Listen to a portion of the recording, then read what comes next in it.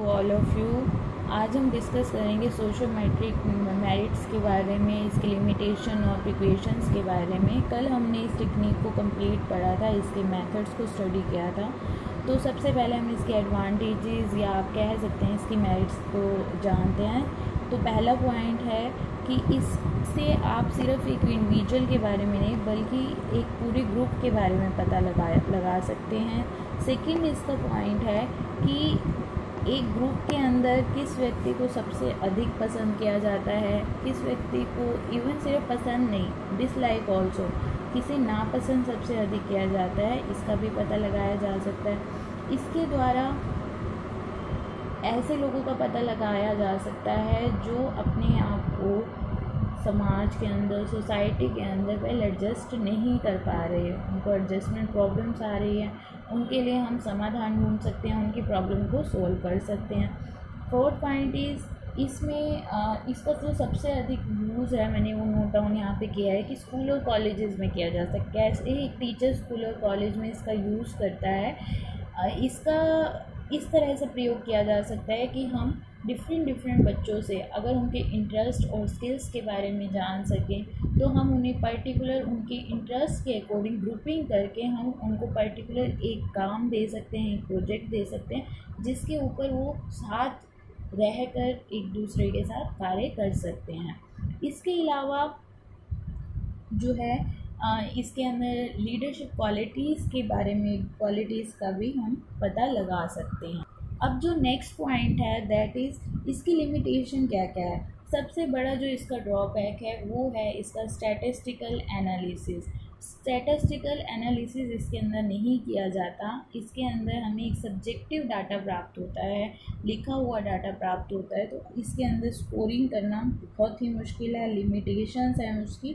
तो और जब भी अभी हमने जब सबसे पहली क्लास में पढ़ा भी था कि किसी भी टेस्ट की जो रियलेबिलिटी है, वैलिडिटी है, वो स्टैटिस्टिकल एनालिसिस होना चाहिए। 1 2 3 इस तरह से हमें पता होना चाहिए, उसका स्कोर पता होना चाहिए, तभी हम किसी चीज़ को वैलिड कह सकते हैं। अब सब्जेक्ट की सब्जेक्टिविटी ज़्यादा है, इस टेस्ट की सब्जेक्टिविटी ज़्यादा है, तो ये ऑब्जेक्टिविटी वाली कंडीशन को भी पूरा नहीं करता। अब ऑब्जेक्टिविटी को ये कंप्लीट नहीं कर पा रहा, इसीलिए इसकी लिमिटेशन है, इसका डीमेरिट है। नेक्स्ट इसके अंदर कुछ स्पेसिफिक प्रॉब्लम्स का ही हम सॉल्यूशन ढूंढ सकते हैं, कोई स्टडी कर सकते हैं, स्पेसिफिक सोशल प्रॉब्लम्स को ही कर सकते हैं, ज़्यादा डिटेल में हम इसके अंदर नहीं जा सकते। इसके अलावा जो एक टेस्ट के अंदर रियलेबिलिटी और वैलिडिटी होनी चाहिए वो इस मेथड में बहुत कम देखने को मिलती है। और जब भी कोई टेस्ट, अगर कोई रिज़ल्ट वैलिड या रियलेबल नहीं है तो इट मीन्स उस टेस्ट को हम ज़्यादा कहीं पे भी एप्लीकेबल नहीं कर सकते।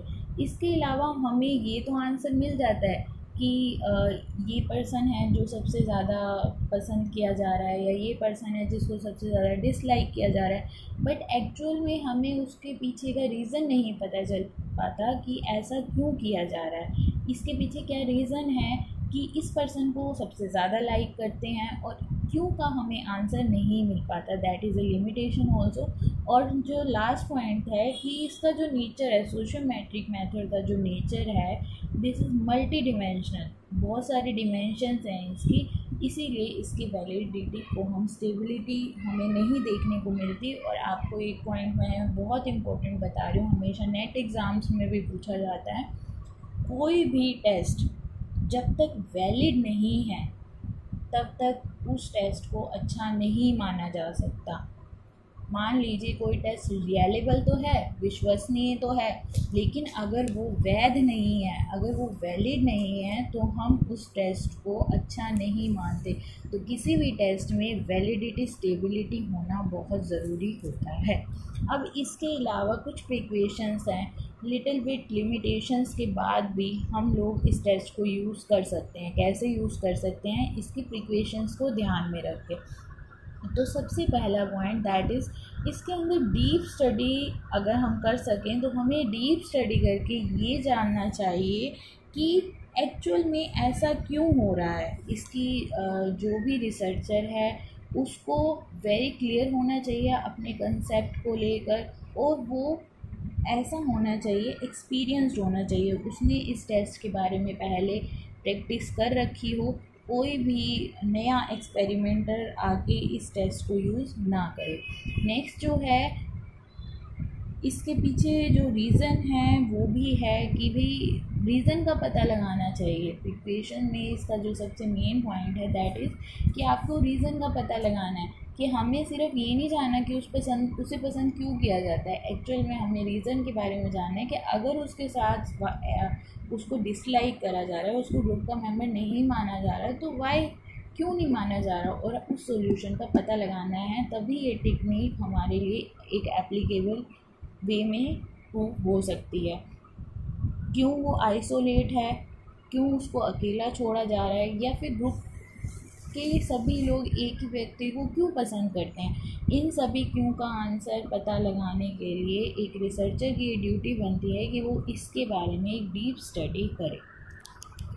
हाँ जी, तो अब आपका यूनिट फर्स्ट का जो सेकंड चैप्टर है that is socialisation. Very easy chapter.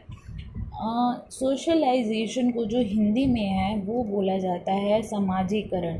समाजीकरण का यहाँ पर क्या मतलब होता है, सोशलाइजेशन का मैंने एक छोटी सी डेफिनेशन भी यहाँ पर लिखी है, that refers to the sequence of social learning experiences that result in the integration of the individual into a society। इसका मतलब क्या है? इसका मतलब ये है कि समाज के अनुभवों, समाज से लर्न करके आप जो अनुभवों को सीखते हैं वो व्यक्ति अपनी लाइफ में, अपने जीवन में, अपने सामने, या फिर हम लोग उस चीज़ को देख पाते हैं। व्यक्ति समाज से जो भी लर्न करता है अपने अनुभवों को, जब आप उसको देख पाते हो, जो सीखता है वो, उस सीखने को ही सोशलाइजेशन कहा जाता है। इसके अलावा आपको कुछ डेफिनेशंस हैं जो आपको बुक में बहुत इजीली मिल जाएगी, वो आपको देखनी है। चलिए, जो नेक्स्ट इसके अंदर आपने करना है that is nature of socialisation. Nature of socialisation ये आपको लिखना पड़ेगा। अगर आपका सोशलाइजेशन का क्वेश्चन आता है, आप सोशलाइजेशन की डेफिनेशन को डिस्कस करोगे, देन आप इसके नेचर के बारे में लिखोगे। तो सबसे पहला जो पॉइंट है आपका, which is individual starts with biological structure. इसका मतलब क्या है, जब व्यक्ति का, किसी भी इंडिविजुअल का, जब व्यक्ति का जीवन शुरू होता है तो वो एक बायोलॉजिकल स्ट्रक्चर के रूप में ही होता है, जो सोशल सिचुएशन के लिए रिस्पॉन्ड करने में एबल होता है, योग्य होता है और समर्थ होता है।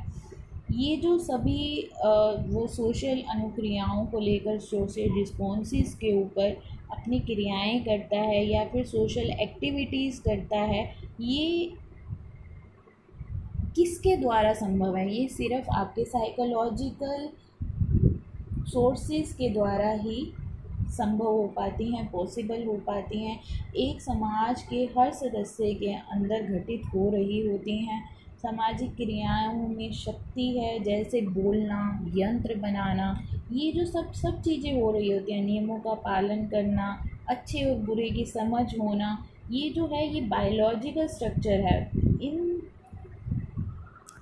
जब एक बच्चा बिल्कुल छोटा सा होता है, उसे ये नहीं पता होता कि उसको कहाँ पर किस तरह से रिएक्ट करना है, लेकिन वो करता ज़रूर है, चाहे वो अच्छा हो चाहे बुरा हो। अब वो धीरे धीरे जैसे जैसे बड़ा होता है, जैसे जैसे वो अडल्ट एज में जाता है, वो सोशलाइज्ड हो जाता है, सोशलाइजेशन को सीख जाता है, समाजीकरण को, कि किस तरह से, किस सिचुएशन में कैसे बिहेव करना है। That is related to biological structure. अब यहाँ पर इन्होंने कहा जो सेकंड पॉइंट है दैट इज़ ग्रुप लाइफ, मतलब सामूहिक जीवन। सामूहिक जीवन का यहाँ पे मतलब है, जब एक बच्चा बड़ा हो रहा होता है तो वो अपने पेरेंट्स के साथ टाइम स्पेंड करता है, अपने मदर, जो सबसे पहले जो शिक्षा होती है, जो एजुकेशन, जो फर्स्ट स्कूल माना जाता है, वो दादा दादी, मम्मी पापा को ही माना जाता है। ये हम आगे डिस्कस भी करेंगे। तो यहाँ से वो सोशलाइज्ड होना शुरू हो जाता है, वो ग्रुप में रह कर ही सीखता है, एक समूह में रहकर वो इन चीज़ों से प्रभावित होता है, उसे पता चलता है कि क्या अच्छा है क्या बुरा है। तो नेचर ऑफ सोशलाइजेशन के ऊपर आपने इसी चीज़ के ऊपर फंक्शन जो वर्क करना है कि जो सबसे पहले होता है दैट इज़ बायोलॉजिकल स्ट्रक्चर, फिर वो ग्रुप के अंदर आ जाता है, समूह के अंदर अपने जीवन को व्यतीत करना सीखता है, वो भाषा के द्वारा चीज़ों को सीखता है। अंत्यक्रिया को बढ़ाने के लिए भाषा का योगदान बहुत ज़्यादा रहता है। भाषा क्या होती है? जो मनुष्य में डिस्क्रिमिनेशन को पैदा करती है, भाषा ही उसको योग्य बनाती है कि अपने विचारों को किस तरह से प्रकट करना है, क्या समझाना चाह रहा है वो। आप एक बच्चे की लाइफ से इस चीज़ को कोरिलेट कर सकते हो। जब वो बोलने लगता है तो वो इतनी सारी चीज़ें बोलता है, मतलब वो कई बार समझ में भी नहीं आता, जल्दी से रिपीट करता है। नेक्स्ट है कि socialisation does not lead to uniformity and loss of uniqueness. देखिए इस चीज़ को समझना बहुत ज़रूरी है कि चलिए मैं आपको एक एग्ज़ाम्पल देती हूँ। सबसे पहले एग्ज़ाम्पल से हम समझने की कोशिश करते हैं कि मान लीजिए कि आपके घर में क्या होता है कि 2-3 बच्चे हैं। एक ही माता पिता के बच्चों की अनुक्रिया या प्रतिक्रिया एक जैसी नहीं होती। बच्चों की जो अनुक्रिया है पेरेंट्स को लेकर वो सेम नहीं होती। एक ही घर में 2 व्यक्तियों की एक ही परिस्थिति के लिए एक जैसी अनुक्रिया नहीं हो सकती। देखिए यहाँ पे वो कहना क्या चाह रहा है। मान लीजिए कि आपने ये सब चीज़ें फेस भी की होंगी। आपको एक ट्रिप पे जाना है, फॉर एग्ज़ाम्पल आपको एक ट्रिप पे जाना है, पिकनिक पे जाना है। जो मदर है वो कहती है कि नहीं जाना, ठीक है, और फादर कहते हैं कि जाना है। मतलब पेरेंट्स आर सेम, लेकिन उनकी जो रिएक्शंस हैं वो दोनों के अलग अलग हैं। तो इसीलिए जो है सोशलाइजेशन वो यूनिफॉर्मिटी को लीड नहीं करता है। इसीलिए इन्होंने बोला वो एक रूपता को, सेम चीज़ों को लीड नहीं करता। फाइन। और इसी से क्या होता है कि एक ही परिवार का एक बच्चा हो सकता है कि बहुत संस्कारी बनता है, आज्ञाकारी बनता है, ओबीडियंट बनता है, और जो वो दूसरा होता है वो उसका एंटी सोशल बिहेवियर होता है। वो किसी की बात नहीं मानता, किसी के बारे में सुनना नहीं चाहता। फाइन। तो इसके अंदर ये पॉइंट देखिए। अभी नेक्स्ट पॉइंट ये बोल रहा है कन्फ्लिक्ट इन्वॉल्व इन सोशलाइजेशन। कई बार सोशलाइजेशन के अंदर जब एक बच्चा बड़ा हो रहा होता है तो उसके अंदर कन्फ्लिक्ट भी पैदा होता है। किस तरह होता है? कई बार माता पिता बच्चे के प्रतिरोध के कारण क्रोधित भी हो जाते हैं। मतलब अगर वो उनकी बात को नहीं मानते तो वो क्रोधित हो जाते हैं और उसी टाइम रिएक्ट कर देते हैं। बट एक्चुअली में ऐसा नहीं करना। हमने बच्चे को किस तरह समझाना है, बच्चे की किस तरह से बात को उससे अपनी बात को मनवाना है। तो इन चीज़ों का हमने ध्यान रखना है इसके अंदर। नेक्स्ट है socialisation is a continuous process. ये समाजीकरण एक निरंतर चलने वाली प्रक्रिया है। ये तो लाइफ टाइम चलती रहती है और इसके अंदर चेंजेस भी लाइफ टाइम आते रहते हैं। हम कई अपने रोल्स को प्ले करते हैं और कई रोल्स को हम भूल जाते हैं, कई भूमिकाएं निभाते हैं और कई भूमिकाओं को हम भूल जाते हैं। बचपन में बहुत ज़िद करते हैं लेकिन बड़े होकर उतनी ज़िद नहीं करते जैसे छोटे होते टाइम करते थे।